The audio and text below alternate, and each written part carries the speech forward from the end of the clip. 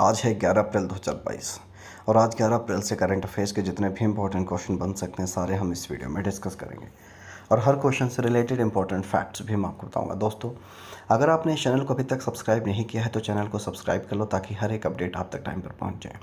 तो चलो दोस्तों, शुरू करते हैं आज के करंट अफेयर्स के अपडेट के बारे में। तो दोस्तों, आज का पहला जो अपडेट है, पहला जो क्वेश्चन है, निम्न में से किस देश के राष्ट्रपति गोतबाया राजपक्षे ने देश में लगे आपातकाल को हटा दिया है?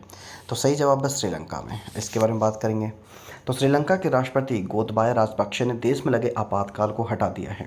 राष्ट्रपति ने देश में बदतर आर्थिक हालात को लेकर हुए विरोध प्रदर्शनों के मद्देनज़र 1 अप्रैल को सार्वजनिक आपातकाल की घोषणा की थी। इसके अलावा 3 अप्रैल को होने वाले व्यापक विरोध प्रदर्शन के मद्देनज़र आपातकाल लगाया गया था।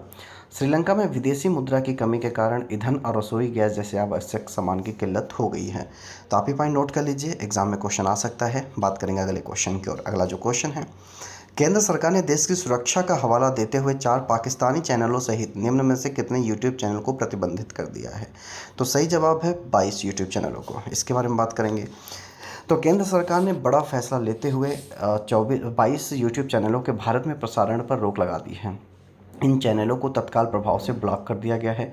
केंद्रीय सूचना एवं प्रसारण मंत्रालय के आदेश पर यह कार्रवाई की गई है। इसके अलावा इन चैनलों को भारत की राष्ट्रीय सुरक्षा, विदेश संबंधों और सार्वजनिक व्यवस्था से संबंधित दुष्प्रचार फैलाने के आरोप में ब्लॉक किया गया है। तो आप ये पॉइंट नोट कर लीजिए। बात करेंगे अगले क्वेश्चन की ओर। अगला जो क्वेश्चन है, अलेक्जेंडर वुसिच को किस देश के राष्ट्रपति के रूप में फिर से चुना गया है? तो सही जवाब है सर्बिया। इसके बारे में बात करेंगे। तो अलेक्जेंडर वुसिच को सर्बिया के राष्ट्रपति के रूप में फिर से चुना गया है। अलेक्जेंडर वुसिच 2017 से सर्बिया के राष्ट्रपति के रूप में सेवा कर रहे हैं और 2012 में वे सर्बियन प्रोग्रेसिव पार्टी के अध्यक्ष के रूप में कार्यरत हैं। इसके अलावा उन्होंने 2014 से 2017 तक 2 कार्यकालों के लिए राष्ट्रपति के रूप में कार्य किया है। सर्बिया एक लैंड लॉक्ड देश है जो कि दक्षिण पूर्व यूरोप में स्थित है। आप ये पॉइंट नोट कर लीजिए। बात करेंगे अगले क्वेश्चन की ओर। अगला जो क्वेश्चन है, हाल ही में भारत के राष्ट्रपति ने किस आइनस को प्रतिष्ठित प्रेसिडेंट्स कलर प्रदान किया है? सही जवाब है आइनस वलसुरा। क्या नाम है उसका? आइनस वलसुरा। इसके बारे में बात करेंगे। तो हाल ही में भारत के राष्ट्रपति ने आइनस वलसुरा को प्रतिष्ठित प्रेसिडेंट्स कलर प्रदान किया है। यह देश के लिए असाधारण सेवाओं हेतु भारत में एक सैन्य इकाई को दिए जाने वाला सर्वोच्च पुरस्कार है। इसके अलावा 3 रक्षा बलों में से भारतीय नौसेना वर्ष 1951 में डॉक्टर राजेंद्र प्रसाद द्वारा प्रेसिडेंट्स कलर से सम्मानित होने वाली पहली भारतीय सशस्त्र सेना थी। तो आप ये पॉइंट नोट कर लीजिए। बात करेंगे अगले क्वेश्चन की ओर। अगला जो क्वेश्चन है, हाल ही में रेलवे सुरक्षा बल ने किस अभियान के तहत कथित कालाबाजारी करने वालों के खिलाफ एक अखिल भारतीय अभियान चलाया है? तो सही जवाब है ऑपरेशन उपलब्ध। क्या कौन सा ऑपरेशन है? ऑपरेशन उपलब्ध। इसके बारे में बात करेंगे। तो हाल ही में रेलवे सुरक्षा बल, जिसे आरपीएफ कहा जाता है, ने ऑपरेशन उपलब्ध के तहत कथित कालाबाजारी करने वालों के खिलाफ एक अखिल भारतीय अभियान चलाया है। इससे पहले फरवरी 2022 में आरपीएफ द्वारा ऑपरेशन आहट नाम से मानव तस्करी पर अंकुश लगाने हेतु एक राष्ट्रव्यापी अभियान शुरू किया गया था। इसके अलावा ऑपरेशन उपलब्ध के तहत महीने भर के अभियान ने दलालों या कालाबाजारी करने वालों की गतिविधियों पर काफ़ी हद तक अंकुश लगाने और आम आदमी को रेलवे टिकट उपलब्ध कराने में सक्षम बनाया है। तो आप ये पॉइंट नोट कर लीजिए। बात करेंगे हम अपने अगले क्वेश्चन की ओर। अगला जो क्वेश्चन है, हाल ही में सर्वोच्च न्यायालय ने तमिलनाडु में वत्रियाकुला क्षत्रिय समुदाय के लिए कितने प्रतिशत आंतरिक आरक्षण को रद्द कर दिया है? तो सही जवाब है 10.5%। इसके बारे में बात करेंगे। तो हाल ही में सर्वोच्च न्यायालय ने तमिलनाडु में वत्रिकुला क्षत्रिय समुदाय के लिए 10.5% आंतरिक आरक्षण को रद्द कर दिया है। इसके अलावा सर्वोच्च न्यायालय ने माना कि वत्रिकुला क्षत्रिय समुदाय को 10.5% आंतरिक आरक्षण समानता, गैर भेदभाव और तमिलनाडु में 115 अन्य अति पिछड़े समुदायों तथा भूमुक्त समुदायों के समान अवसर के मौलिक अधिकारों का उल्लंघन करता है। तो आप ये पॉइंट नोट कर लीजिए। बात करेंगे हम अपने अगले क्वेश्चन की ओर।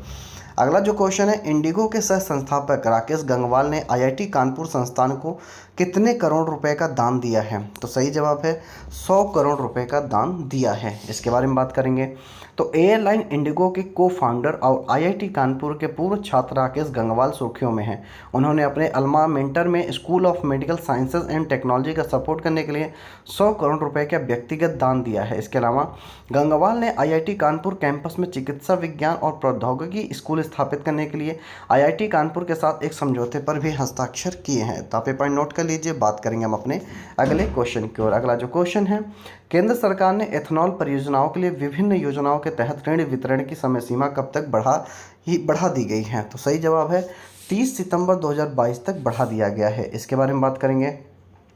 तो केंद्र सरकार ने एथेनॉल परियोजनाओं के लिए विभिन्न योजनाओं के तहत ऋण वितरण की समय सीमा इस वर्ष 30 सितंबर तक बढ़ाई है, ताकि घरेलू उत्पादन को बढ़ाया जा सके और वर्ष 2025 तक पेट्रोल में एथेनॉल के 20% सम्मिश्रण लक्ष्य हासिल किया जा सके। इसके अलावा इस कदम का उद्देश्य संस्थाओं को अपनी परियोजनाओं को पूरा करने और ब्याज सहायता का लाभ उठाने में सुविधा प्रदान करना है। तो आप ये पॉइंट नोट कर लीजिए। बात करेंगे हम अपने अगले सेगमेंट की ओर, जिसका नाम है 11 अप्रैल के इतिहास के बारे में, यानी 11 अप्रैल को क्या क्या इंसिडेंट हुआ है पूरे वर्ल्ड में। इस इंसिडेंट के इस सेगमेंट में हम बात करेंगे।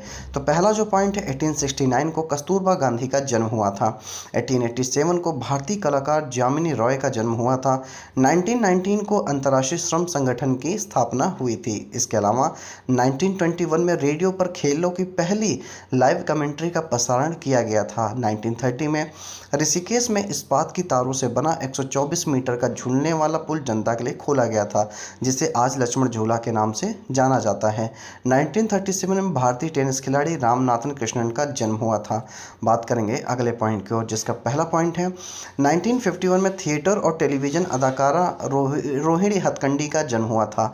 1997 में केंद्र में 10 महीने पुराने HD देवगौड़ा सरकार विश्वास प्रस्ताव में हार गई। कांग्रेस के समर्थन वापस लेने के बाद अल्पमत में आई देवगौड़ा सरकार के विश्वास मत के खिलाफ 292 सांसदों ने मतदान किया था, जबकि 158 सदस्य इसके पक्ष में थे। 6 संसद सदस्यों ने मतदान में हिस्सा नहीं लिया था। इसके अलावा 1999 में अग्नि 2 प्रक्षेपास्त्र ने परीक्षण उड़ान भरी थी। 2000 में भारतीय मूल की अमेरिकी लेखक झुम्पा लाहिरी को उनकी पहली रचना इंटरप्रेटर ऑफ मेलेडीज के लिए पुलित्जर अवार्ड पुरस्कार देने की घोषणा की गई थी।